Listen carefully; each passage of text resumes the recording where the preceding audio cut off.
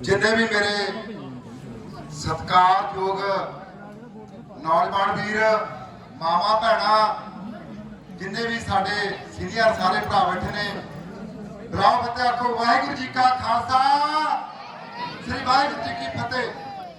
ऐ करो जिन्ना जिन्ना कोले फोन ने सारे कढ लो जेड़े जेड़े सोशल मीडिया चलाउंदे ने। अज मैं तुहानूं गल्लां ओह सुणाऊंगा जिहड़े तुसीं ना सुणियां होण। कड्डो सारे जाणे। गल इह आ ਆਪਾਂ ਸਾਰੇ ਤੁਸੀਂ ਜਿੰਨੇ ਵੀ ਨੌਜਵਾਨ ਬੈਠੇ ਹੋ ਇਹ ਗੱਲ ਨੂੰ ਧਿਆਨ ਨਾਲ ਸੁਣਨਾ। ਆ ਜਿੰਨੇ ਗੱਲਾਂ ਥੋੜੀਆਂ ਸੱਚੀਆਂ ਹੋਣਗੀਆਂ ਕਿਸੇ ਨੂੰ ਬੁਰੀਆਂ ਨਾ ਲੱਗਣ। ਇੱਥੇ ਅਕਾਲੀ ਕਾਂਗਰਸੀ ਮੇਰੇ ਭਰਾ ਹੋਣਗੇ ਸਾਡੇ ਆਪਦੇ ਭਰਾ ਨੇਗੇ ਪਿੰਡਾਂ ਵਾਲੇ ਕੋਈ ਬਗਾਨੇ ਨਹੀਂ ਹੈਗੇ। ਪਰ ਮੈਂ ਜਿਹੜੀ ਤੁਹਾਨੂੰ ਅੱਜ ਗੱਲ ਕਰਨੀ ਹੈ ਵੀ ਆ ਕੈਪਟਨ ਵਰਗੇ ਆ ਬਾਦਲ ਵਰਗੇ ਡਰਾਮੇ ਬਹੁਤ ਕਰਨ ਦੇ ਤੁਹਾਡੇ ਨਾਲ ਹੈ। ਮੈਂ ਇੱਕ ਗੱਲ ਕਹਿਣਾ ਹੁੰਦਾ ਹਮੇਸ਼ਾ ਤੁਹਾਨੂੰ ਚੰਗੀ ਤਰ੍ਹਾਂ ਇਹ ਗੱਲ ਦਾ ਪਤਾ ਹੈ ਕਿ ਮੋਦੀ ਸਾਡਾ ਗਦਾਰ ਆ ਮੋਦੀ ਸਾਡਾ ਦੁਸ਼ਮਣ ਹੈ। ਸਾਨੂੰ ਪਤਾ ਹੈ ਮੋਦੀ ਸਾਡਾ ਦੁਸ਼ਮਣ ਹੈ।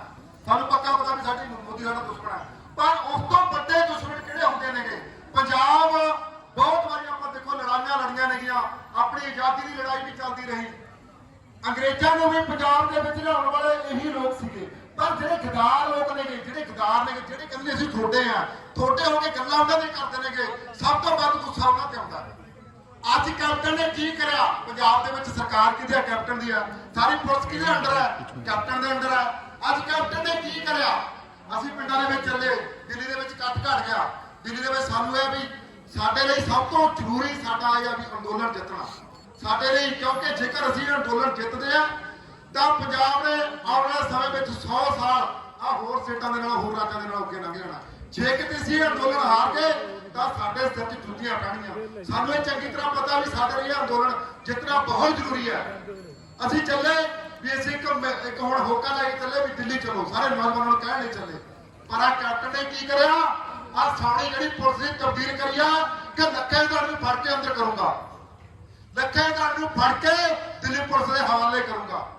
ਮੈਨੂੰ ਇੱਕ ਵੀ ਬੰਦਾ ਉੱਠ ਕੇ ਕਹਿ ਦੇ ਕੋਈ ਵੀ ਮੇਰਾ ਭਰਾ ਇੱਥੇ ਉੱਠ ਕੇ ਸਵਾਲ ਕਰਦੇ ਲੱਖੇਦਾਰ ਨੇ ਕੀ ਗਲਤ ਕਰਿਆ। ਕੋਈ ਵੀ ਇੱਥੇ ਪੰਜਾਬ ਪੁਲਿਸ ਦਾ ਅਫਸਰ ਇੱਥੇ ਆ ਕੇ ਮੇਰੀ ਗੱਲ ਦਾ ਜਵਾਬ ਦੇ ਦੇ ਵੀ ਲੱਖਾ ਸਾਡਾ ਗਲਤ ਆ ਅਸੀਂ ਉਹਦੇ ਪਿੱਛੋਂ ਮੁੜ ਗਏ ਅਸੀਂ ਉਹਦੇ ਪਿੱਛੇ ਨਹੀਂ ਜਾਵਾਂਗੇ। ਅਸੀਂ ਲੱਖੇਦਾਰ ਦੇ ਪਿੱਛੇ ਨਹੀਂ ਹੈਗੇ ਅਸੀਂ ਉਹਦੀ ਸੋਚ ਪਿੱਛੇ ਆ। ਅਸੀਂ ਕਾਲੇ ਕਾਨੂੰਨ ਖਾਰਜ ਕਰਾਉਣੇ ਆ।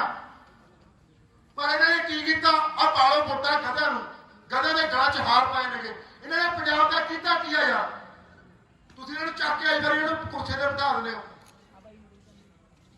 ਪੰਜਾਬ ਇਸ ਟਾਈਮ ਪੰਜਾਬ ਦੇ ਵਿੱਚ 2 ਫਸਲਾਂ ਨੇ ਮੁੱਖ 80,000 ਰੁਪਏ ਦੀ ਫਸਲ ਹੁੰਦੀ ਹੈ 1 ਏਕੜ ਚੋਂ ਸਾਲ ਦੀ ਕਣਕ ਤੇ ਝੋਨੇ ਦੀ ਟੁਕੜਾ ਖਰਚਾ ਆਉਂਦਾ ਹਰ ਇੱਕ ਜੁਮੇ ਕਰਜ਼ਾ ਤੇ ਪੰਜਾਬ ਦੇ ਲੀਡਰ ਕਰ ਕੀ ਨਹੀਂ ਸਕਦੇ। ਇਹਨਾਂ ਨੇ ਪੰਜਾਬ ਦੇ ਵਿੱਚ ਸ਼ਰਾਬ ਦੀਆਂ ਫੈਕਟਰੀਆਂ ਸ਼ਰਾਬ ਦੇ 2-3 ਠੇਕੇ ਖੋਤੇ ਹਰ ਇੱਕ ਪਿੰਡ ਦੇ ਵਿੱਚ 20 ਰੁਪਏ ਦੀ ਬੋਤਲ ਸ਼ਰਾਬ ਦੀ ਜਿਹੜੀ ਤਿਆਰ ਹੁੰਦੀ ਹੈ। ਪਿੱਛੇ ਨੇ ਗੱਲ ਕਰੀ ਸੀਗੀ ਵੀ ਪੰਜਾਬ ਦੇ ਵਿੱਚ ਖਾਸਕਰ ਦੀ ਖੇਤੀ ਹੋਣੀ ਚਾਹੀਦੀ ਆ। ਮੈਂ ਅੰਦੋਲਨ ਕਰਕੇ ਮੇਰਾ ਮੁੱਦਾ ਬੰਦ ਸੀਗਾ ਆ ਅੰਦੋਲਨ ਜਿੱਤ ਜਾਂਦੇ ਇਸ ਤੋਂ ਬਾਅਦ ਇਹ ਕੰਮ ਕਰਕੇ ਵੀ ਦਿਖਾਵਾਂਗੇ। ਬਿਆਨ ਨਵਜੋਤ ਸਿੰਘ ਸਿੱਧੂ ਦਾ ਵੀ ਆਇਆ ਵੀ ਪੰਜਾਬ ਦੇ ਵਿੱਚ ਖੇਤੀ ਕਰੂੰਗਾ। ਇੱਥੇ ਭਾਨਾ ਸਿੱਧੂ ਵੀ ਕਹਿੰਦਾ ਵੀ ਪੰਜਾਬ ਦੇ ਵਿੱਚ ਖਾਸਕਰ ਦੀ ਖੇਤੀ ਕਰਾਂਗੇ। ਆ ਅੰਦੋਲਨ ਜਿੱਤ ਜੀਏ।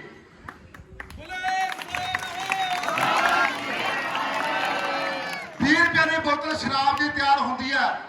ਹਰ ਇੱਕ ਪਿੰਡ ਦੇ ਵਿੱਚ ਸ਼ਰਾਬ ਨਾਲ ਮੌਤਾਂ ਹੁੰਦੀਆਂ ਨੇਗੀਆਂ। 5 ਤੋਂ 10 ਮੌਤਾਂ ਹਰ ਇੱਕ ਪਿੰਡ ਦੇ ਵਿੱਚ ਹੁੰਦੀਆਂ ਨੇਗੀਆਂ। ਕੈਪਟਨ ਵਰਗੇ ਕਹਿੰਦੇ ਨੇਗੇ ਵੀ ਜੇਕਰ ਸ਼ਰਾਬ ਦੇ ਠੇਕੇ ਬੰਦ ਹੋ ਜਾਣਗੇ ਤਾਂ ਸਾਤੋਂ ਪੰਜਾਬ ਦੀ ਸਰਕਾਰ ਸਾਡਾ ਪੰਜਾਬ ਦਾ ਖਰਚਾ ਪਾਣੀ ਚੱਲਣਾ ਸਾਰਾ ਖਰਚਾ ਪਾਣੀ ਠੇਕੇ ਤੋਂ ਚੱਲਦਾ।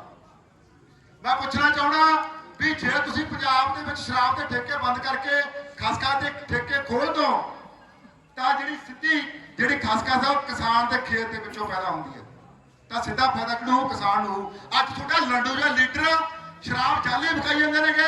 ਆ ਤਾਮਾ ਲਾਡੂ ਦੇ ਵਿੱਚ ਤੂੰ ਅੱਧੇ ਠੇਕੇ ਨੇ ਦੁੱਗਣੀ ਆਮਦਨ ਆ ਤੁਹਾਡੀ ਸ਼ਰਾਬ ਸਾਰੀ ਬਲੈਕ 'ਚ ਵਿਕੀ ਜਾਂਦੀ ਹੈ।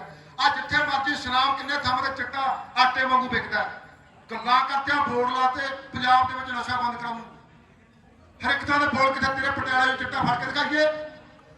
ਜਦ ਉਹ ਯਾਰ ਗਧਿਆਂ ਦੇ ਗਲਾਂ 'ਚ ਹਾਰ ਪਾ ਕੇ ਉਹੀ ਕਰੀ ਜਾਂਦੇ। ਕੈਪਟਨ ਅਮਰਿੰਦਰ ਸਿੰਘ ਜਿੰਦਾਬਾਦ ਸ਼੍ਰੋਮਣੀ ਅਕਾਲੀ ਦਲ ਜਿੰਦਾਬਾਦ। ਜਿਹੜੀ ਤੁਸੀਂ ਸ਼੍ਰੋਮਣੀ ਅਕਾਲੀ ਦਲ ਦੀ ਗੱਲ ਕਰਦੇ ਹੋ ਉਹ ਜਿਹੜੀ ਤੁਹਾਡੀ ਸ਼੍ਰੋਮਣੀ ਕਮੇਟੀ ਆ ਜਿਹੜਾ ਤੁਹਾਡਾ ਕਾਲ ਤਖਤ ਉਹਨੂੰ ਜੇਲ੍ਹ 'ਚ ਪਾ ਕੇ ਘੁੰਮਦੇ ਨੇ। ਜੇਲ੍ਹ 'ਚ ਜਿਹੜੀ ਗੱਲ ਕਹਿੰਦੇ ਨੇਗੇ ਜਿਹੜਾ ਕੁਝ ਕਹਿੰਦੇ ਨੇਗੇ ਜਥੇਦਾਰਾਂ ਨੂੰ ਜਿਹੜਾ ਕੁਝ ਕਹਿੰਦੇ ਨੇ ਕਾਲ ਤਖਤ ਦੇ ਜਥੇਦਾਰ ਸਾਹਿਬ ਨੂੰ ਉਹਨਾਂ ਦੇ ਕਹਿਣ ਤੇ ਕੰਮ ਹੁੰਦੇ ਨੇਗੇ। ਜਿਹੜਾ ਕੁਝ ਕਹਿੰਦੇ ਨੇ ਸ਼੍ਰੋਮਣੀ ਕਮੇਟੀ ਨੂੰ ਜਿਹੜਾ ਬਾਦਲ ਕੁਝ ਕਹਿੰਦੇ ਨੇ ਉਹਨਾਂ ਦੇ ਕਹਿਣ ਤੇ ਕੰਮ ਹੁੰਦੇ ਨੇ।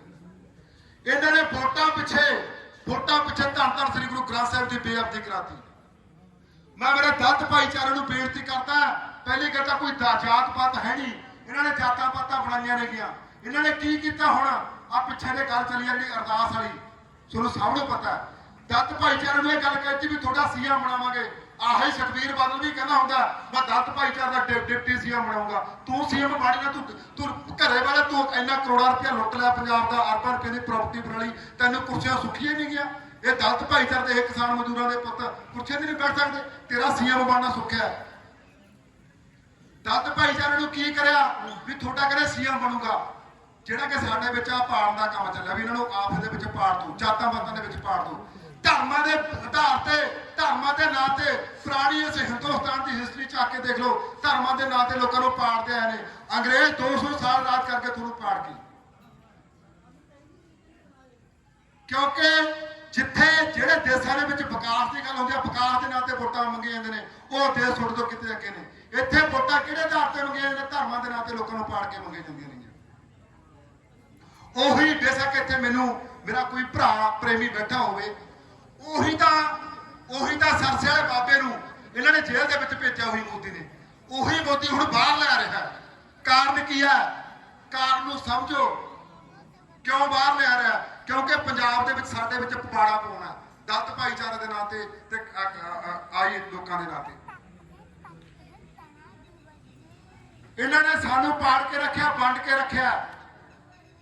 ਇਸ ਕਰਕੇ ਮੇਰੇ ਪੰਜਾਬ ਦੇ ਲੋਕਾਂ ਨੂੰ, ਮੇਰੇ ਵੀਰਾਂ ਭਰਾਵਾਂ ਨੂੰ ਬੇਨਤੀ ਹੈ, ਸਭ ਤੋਂ ਜ਼ਰੂਰੀ आज टाइम अपना अंदोलन जितना। अंदोलन जितने तो बाद मैं आगू साहबान ਨੂੰ ਬੇਨਤੀ ਕਰਦਾ ਹੁਣਾ, मैं सारे पंजाब वासियों ਨੂੰ ਵੀ ਬੇਨਤੀ ਕਰਦਾ ਹੁਣਾ ਵੀ ਜਿੰਨਾ ਟਾਈਮ ਤੁਹਾਡੇ ਪੜ੍ਹੇ ਲਿਖੇ ਨੌਜਵਾਨ ਧੀ ਪੁੱਤ, ਕਿਸਾਨਾਂ ਦੇ ਮਜ਼ਦੂਰਾਂ ਦੇ ਪੁੱਤ ਇਸ ਲੋਕ ਸਭਾ, ਰਾਜ ਸਭਾ, ਵਿਧਾਨ ਸਭਾ ਦੇ ਵਿੱਚ ਬੈਠੇ ਨਹੀਂ ਨਾ, ਉਹਨਾਂ ਟਾਈਮ ਤੁਹਾਡਾ ਕੋਈ ਮਸਲਾ ਹੱਲ ਨਹੀਂ ਹੋਣਾ। 60 ਸਾਲ ਪੂਰੇ ਦਾਦੇ ਨੇ ਮੇਰੇ ਨੇ ਕਿਸਾਨੀ ਦੇ ਲੇਖੇ ਲਾਤੇ, ਘੱਟੋ ਘੱਟ 30-40 ਵਾਰੀ ਜੇਲ੍ਹ ਗਿਆ, 2-3 ਪਰਚੇ ਮੇਰੇ ਤੇ ਇਸ ਕਰਕੇ ਪਏ ਨੇਗੇ। ਅੱਜ तक कोई मसला हल नहीं होया, ना होना, क्योंकि इन्होंने गधा कोले पावर है। ये की करते नेगे, ये मोदी के पक्के यार नेगे, इन्होंने बिल पास कराते। यही बादल कहते थे हजे भी 100% कोई भी बंदा इतने शुरू नहीं कर सकता। मेरा भरा, मेरा सत्कारयोग बैठा हो, मैं 100% हिक ते थापी मार के कहना यही बादलों की, यही कैप्टन की, उस मोदी नाल पक्की यारी आ। यही कैप्टन अमरिंदर सिंह 6 लाख रुपया रेट पा के पंजाब दे विचों नैशनल हाईवे कढ़ा रहा है। ਜਿਹੜਾ ਦਿੱਲੀ ਕੱਟੜਾ ਐਕਸਪ੍ਰੈਸ ਨਿਕਲ ਰਹੀ ਹੈ, ਉਹ ਕਿਉਂ ਨਿਕਲ ਰਹੀ ਹੈ? ਕਿਉਂ ਇੱਥੋਂ ਪੰਜਾਬ ਦੇ ਵਿੱਚ ਪਹਿਲਾਂ ਸੈਲੋ ਬਣੇ? ਕਿਉਂਕਿ ਪੰਜਾਬ ਦੇ ਵਿੱਚ ਇੰਟਰਨੈਸ਼ਨਲ ਵਪਾਰ ਸ਼ੁਰੂ ਹੋਣਾ। ਪੂਰੇ ਭਾਰਤ ਦੇ ਇੱਕ ਪਾਸੇ ਤਾਂ ਲੱਗਦਾ ਸਮੁੰਦਰ, ਇੱਕ ਪਾਸੇ ਲੱਗਦੇ ਨੇ ਪਹਾੜ, ਗਲੇਸ਼ੀਅਰ। ਜੇਕਰ ਵਪਾਰ ਸ਼ੁਰੂ ਕਰਨਾ, ਸੜਕ ਰਾਹੀਂ ਵਪਾਰ ਸ਼ੁਰੂ ਕਰਨਾ, ਤਾਂ ਪੰਜਾਬ ਇਹਦੀ ਸ਼ੁਰੂ ਹੋਊਗਾ। ਤਾਂ ਕਰਕੇ ਜਿਹੜੀ ਇਹ ਚਾਲ ਚੱਲੀ ਗਈ ਆ ਵੀ ਪੰਜਾਬ ਦੇ ਕਿਸਾਨਾਂ ਦੇ ਜ਼ਮੀਨਾਂ ਖੋਲੋ, ਖੋ ਕੇ ਇਹਨਾਂ ਤੇ ਜਿੱਥੋਂ ਦੀ ਜੀ ਕਰਾਂਗੇ ਇੱਥੋਂ ਦੀ ਆਪਾਂ ਵਪਾਰ ਕਰਾਂਗੇ, ਪੰਜਾਬ ਦੇ ਲੋਕਾਂ ਨੂੰ ਉਹੀ ਗੁਲਾਮ ਬਣਾ ਲਓ। ਆਹ ਕਾਰਨ ਹੈ। ਇਹ ਕੈਪਟਨਾਂ ਨੂੰ, ਇਹੀ ਬਾਦਲਾਂ ਨੂੰ ਨਹੀਂ ਫਰਕ ਪੈਣਾ। ਇਹੀ ਕੈਪਟਨਾਂ ਨੇ, ਤੁਸੀਂ ਹਿਸਟਰੀ ਪੜ੍ਹੋ ਬੀਏ ਦੀ, ਜਦੋਂ ਅੰਗਰੇਜ਼ ਪੂਰੇ ਭਾਰਤ ਤੇ 200 ਸਾਲ ਰਾਜ ਕਰਕੇ 100 ਸਾਲ ਪੂਰੇ ਪੰਜਾਬ ਤੇ ਰਾਜ ਕਰਕੇ ਗਏ ਨੇਗੇ। ਇਹੀ ਮਹਾਰਾਜਾ ਪਟਿਆਲਾ ਨੇ ਇਤਿਹਾਸ ਦੇ ਵਿੱਚ ਲਿਖਿਆ ਹੋਇਆ, ਅੰਗਰੇਜ਼ਾਂ ਨੂੰ ਇਹ ਲੈ ਕੇ ਆਏ ਸੀ ਪੰਜਾਬ ਦੇ ਵਿੱਚ ਵੀ ਚਲੋ ਸਾਡੇ ਪੰਜਾਬ ਦੇ ਜਾ ਕੇ ਰਾਜ ਕਰੋ। ਪਟਿਆਲਾ ਦੇ ਰਾਜ ਦਾ ਨਾਮ ਆਉਂਦਾ ਵਿੱਚ ਵੀ ਅੰਗਰੇਜ਼ਾਂ ਨੂੰ ਲਿਆਉਣ ਦੇ ਵਿੱਚ, ਉਹ ਇੱਥੇ ਪੰਜਾਬ ਦੇ ਵਿੱਚ ਲੈ ਕੇ ਆਏ ਨੇ। ਜਦੋਂ ਖਾਲਸਾ ਰਾਜ ਸੀ, ਜਦੋਂ ਮਹਾਰਾਜਾ ਰਣਜੀਤ ਸਿੰਘ ਦਾ ਰਾਜ ਸੀਗਾ, ਤਾਂ ਅੰਗਰੇਜ਼ ਪੰਜਾਬ ਵੱਲ ਅੱਖ ਚੱਕ ਕੇ ਨਹੀਂ ਸੀ ਦੇਖਦੇ, ਡਰਦੇ ਹੁੰਦੇ ਸੀ। ਜਦੋਂ ਖਾਲਸਾ ਰਾਜ ਸੀਗਾ, ਜਦੋਂ ਮਹਾਰਾਜਾ ਰਣਜੀਤ ਸਿੰਘ ਦਾ ਰਾਜ ਖਤਮ ਹੁੰਦਾ, ਉਹਦੀ ਸਾਡਾ ਇਹਨਾਂ ਨੇ ਗੁਲਾਮ ਕਰਾਤਾ। ਮਹਾਰਾਜਾ ਰਣਜੀਤ ਸਿੰਘ ਦਾ ਰਾਜ ਪੜ੍ਹੋ, ਮਹਾਰਾਜਾ ਰਣਜੀਤ ਸਿੰਘ ਦਾ ਰਾਜ ਕਿੱਡਾ ਵੱਡਾ ਸੀਗਾ। ਉਹਦੇ ਰਾਜ ਵਿੱਚ ਇੱਕ ਕੁੱਤਾ ਭੁੱਖਾ ਨਹੀਂ ਸੌਂਦਾ ਹੁੰਦਾ। ਉਦੋਂ ਕੀ ਸੀਗਾ? ਉਦੋਂ ਸੀਗੇ ਘੋੜੇ, ਹਾਥੀ ਸੀਗੇ। ਉਹ ਸਾਰੇ ਪੂਰੇ ਆਪਣੇ ਰਾਜ ਦੇ ਵਿੱਚ ਗੇੜਾ ਦੇ ਕੇ ਦੇਖਦਾ ਹੁੰਦਾ ਸੀ। ਪਰ ਅੱਜ ਦੇ ਪਟਿਆਲੇ ਦੇ ਰਾਜੇ ਕੋਲੇ ਹੈਲੀਕਾਪਟਰ ਵੀ ਆ, ਮਹਿੰਗੀਆਂ ਮਹਿੰਗੀਆਂ ਗੱਡੀਆਂ ਵੀ ਨੇ। ਜੇ ਚਾਹੇ ਪੰਜਾਬ ਦੇ ਵਿੱਚ ਸਾਰੇ ਸ਼ਾਮ ਨੂੰ ਗੇੜਾ ਦੇ ਕੇ ਵਾਪਸ ਮੁੜ ਸਕਦਾ, ਪਰ ਉਹ ਤਾਂ ਰੂਸਾਂ ਦਾ ਬਣਿਆ ਹੋਇਆ।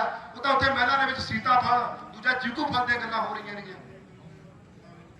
ਉੱਥੇ ਉਹ ਕਹਿੰਦੇ ਮੈਨੂੰ ਸੀਤਾ ਫਲ ਲੈ ਕੇ ਦਿਓ, ਕਹਿੰਦਾ ਤੂੰ ਚੀਕੂ ਖਾ ਲਾ। ਗੱਲਾਂ ਤਾਂ ਇਹੋ ਜਿਹੀਆਂ ਹੋ ਜਾਂਦੀਆਂ ਨੇਗੀਆਂ। ਕਿਹੜੀਆਂ ਪੰਜਾਬ ਦੇ ਤਰੱਕੀ ਦੀਆਂ ਗੱਲਾਂ ਕਰਦੇ ਹੋ?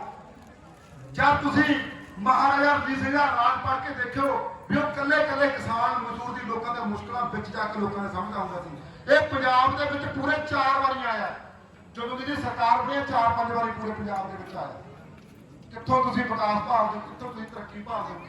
ਜੇ ਕੋਈ ਚੰਗਾ ਰਾਜਾ ਹੋਵੇ, ਇੱਕ ਬੈਠੇ ਇੱਕ ਹਫ਼ਤਾ ਸੋਮਵਾਰ ਨੂੰ ਰੋਜ਼ ਆ ਕੇ ਇੱਕ ਜ਼ਿਲ੍ਹੇ ਦੇ ਵਿੱਚ ਬੈਠੇ ਡੀਸੀ ਤੇ ਐਸਐਸਪੀ ਨੂੰ ਪੁੱਛੇ ਵੀ ਕੀ ਤੇਰੇ ਇੱਥੇ ਚਿੱਟਾ ਵਿਕ ਰਿਹਾ, ਜੇ ਵਿਕ ਰਿਹਾ ਸਿੱਧਾ ਐਸਐਸਪੀ ਨੂੰ ਸਸਪੈਂਡ ਕਰ ਦੇ ਵੀ ਤੇ ਚਿੱਟਾ ਕਿਉਂ ਵਿਕ ਰਿਹਾ, ਸ਼ਾਮ ਨੂੰ ਨਸ਼ਾ ਬੰਦ ਹੋ ਜੂ। ਇਹ ਗੱਲਾਂ ਕਰਦਾ ਸੀਗਾ ਵੀ ਮੈਂ 2 ਹਫ਼ਤੇ ਚ ਬੰਦ ਕਰ ਦੂੰ, 4 ਹਫ਼ਤੇ ਚ ਬੰਦ ਕਰ ਦੂੰ। ਮੈਂ ਕਹਿੰਦਾ ਇੱਕ ਦਿਨ ਦੇ ਵਿੱਚ ਨਸ਼ਾ ਬੰਦ ਹੋ ਸਕਦਾ। ਸ਼ਰੇਆਮ ਪਤਾ, ਮੈਂ ਸਾਰੇ ਪੰਜਾਬ ਪੁਲਿਸ ਵਾਲਿਆਂ ਨੂੰ ਮਾੜਾ ਨਹੀਂ ਕਹਿੰਦਾ, ਸ਼ਰੇਆਮ ਪਤਾ ਵੀ ਪੰਜਾਬ ਦੇ ਕਿੰਨੇ ਪੁਲਿਸ ਦੇ ਚਿੱਟਾ ਕਿੰਨੇ ਥਾਵਾਂ ਤੇ ਵਿਕਾਉਂਦੇ, ਕਿੰਨੇ ਥਾਵਾਂ ਤੇ ਨਸ਼ਾ ਵਿਕਾਉਂਦੇ ਨੇਗੇ। ਇੱਥੇ ਦੇ ਪਿੱਛੇ ਅਸੀਂ ਦੇਖਿਆ ਵੀ ਆਹ ਸਾਡਾ ਗੁਰਪ੍ਰੀਤ ਕੋਟਲੀ ਭਰਾ ਹੈ, ਉਹਨੇ ਉੱਥੇ ਦੇਖਿਆ ਵੀ ਸ਼ਰੇਆਮ ਚਿੱਟਾ ਵਿਕਦਾ ਬੜਿਆ ਸੀ। ਕਿਹੜੀ ਗੱਲਾਂ ਕਿੱਥੋਂ ਪੰਜਾਬ ਦੀ ਤਰੱਕੀ ਭਾਲਦੇ ਖਾ ਕੇ ਪੰਜਾਬ ਨੂੰ ਲੁੱਟ ਕੇ। ਪੰਜਾਬ ਦੁਨੀਆ ਦੀ ਸਭ ਤੋਂ ਫਲਦੀ ਉਪਜਾਊ ਧਰਤੀ ਹੈ। ਕੈਨੇਡਾ ਅਮਰੀਕਾ ਦੇ ਵਿੱਚ ਬਰਫ਼ ਪਈ ਰਹਿੰਦੀ ਹੈ। ਜੇਕਰ ਪੰਜਾਬ ਦੀ ਖੇਤੀ ਵੱਲ ਧਿਆਨ ਦਿੱਤਾ ਜਾਵੇ, ਪੰਜਾਬ ਦੇ ਸਿਸਟਮ ਵੱਲ, ਪੰਜਾਬ ਦੀ ਖੇਤੀ ਕਰੀ ਬਦਲੀ ਜਾਵੇ ਤਾਂ ਪੰਜਾਬ ਦੁਨੀਆ ਤੇ ਰਾਜ ਕਰੂ, ਦੁਨੀਆ ਤੇ। ਕਿਉਂਕਿ ਪੂਰੀ ਦੁਨੀਆ ਦੇ ਵਿੱਚ ਇਹੋ ਜਿਹੀ ਜ਼ਮੀਨ ਨਹੀਂ ਹੈਗੀ, ਇਹੋ ਜਿਹੀ ਮਿੱਟੀ ਨਹੀਂ ਹੈਗੀ, ਇਹੋ ਜਿਹਾ ਪਾਣੀ ਨਹੀਂ ਹੈਗਾ।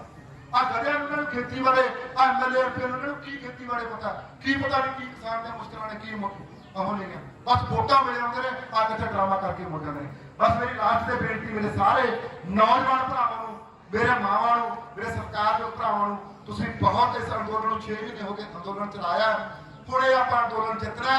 ਵੱਡੀ ਗਿਣਤੀ ਦੇ ਵਿੱਚ ਮੇਰੇ ਭੈਣੋ ਭਰਾਵੋ ਆਪਾਂ ਦਿੱਲੀ ਦੇ ਵਿੱਚ ਹਾਜ਼ਰੀ ਲਵਾਓ, ਕਿਉਂਕਿ ਨਾ ਤੁਹਾਡਾ ਕਿਸੇ ਅਕਾਲੀਆਂ ਨੇ ਬੋਲਣਾ, ਨਾ ਕਾਂਗਰਸ ਨੇ ਬੋਲ ਦੇਣਾ। ਇਹਨਾਂ ਨੇ ਤੁਹਾਡੇ ਪੰਜਾਬ ਨੂੰ ਵੇਚਿਆ, ਇਹਨਾਂ ਦੇ ਰੇਡੀਓ ਰੋੜੀਆਂ ਜਾਣਾ ਬੰਦ ਕਰ ਦਿਓ ਮੇਰਾ ਭਰਾ ਬਣ ਕੇ। ਜੇ ਤੁਹਾਡਾ ਮਸਲਾ ਹੱਲ ਹੋਊ ਤਾਂ ਦਿੱਲੀ ਦੇ ਵਿੱਚ ਜਾ ਕੇ ਮਸਲਾ ਹੱਲ ਹੋਊਗਾ। ਤੁਸੀਂ ਉਹ ਲੜਾਈ ਤੁਹਾਡੇ ਲਈ ਜਿੱਤਣੀ ਬਹੁਤ ਜ਼ਰੂਰੀ ਹੈ। ਜੇ ਕਿਤੇ 19-21 ਗੱਲ ਹੋ ਗਈ, ਪੰਜਾਬ ਹਾਰ ਗਿਆ ਤਾਂ ਪੰਜਾਬ ਦੇ ਜੁੱਤੀਆਂ ਪੈਣੀਆਂ ਸਿਰ ਦੇ ਵਿੱਚ, ਜੁੱਤੀਆਂ ਗੱਲ ਯਾਦ ਰੱਖਿਓ। ਪੰਜਾਬ ਦੇ ਲੋਕਾਂ ਨੂੰ ਗੁਲਾਮ ਬਣਾਉਣਗੇ। ਇੰਨੇ ਤੁਹਾਡੇ ਅੱਗੇ ਬੇਨਤੀ ਸੀਗੀਆਂ, ਹੱਥ ਖੜੇ ਕਰਕੇ ਦੱਸੋ ਵੀ ਸਾਰੇ ਨੌਜਵਾਨ ਆਉਣ ਵਾਲੇ ਦਿਨਾਂ ਦੇ ਵਿੱਚ ਆਪਾਂ ਦਿੱਲੀ ਹੋਵਾਂਗੇ। ਮੇਰੇ ਭਰਾਵੋ ਬਾਰੀਆਂ ਬਣ ਕੇ ਜਾਇਓ। ਬਸ ਆਹੀ ਬੇਨਤੀਆਂ ਸੀਗੀਆਂ। ਲਾਸਟ ਤੇ ਜਕਾਰਾ ਛੱਡਾਂਗੇ, ਬੋਲੇ